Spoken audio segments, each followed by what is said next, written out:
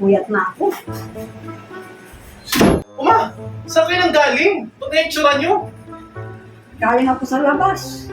Kasi sabi nga nila, meron daw ayuda eh. Kaya nagdamag ako doon sa kalsada, naghintay.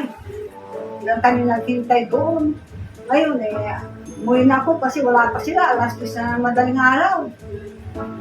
Ay, ang tagal-tagal yung pumila doon. Tingnan yung sarili nyo ngayon, tingnan yung mata nyo ngayon, na lumatan na siya. Kaya nga eh, tagal-tagal na namin doon. Kaya umuwi na ako, alas 10 na madaling araw. Kaya kita mo, nung pauwi na ako, inabol ako ng aso.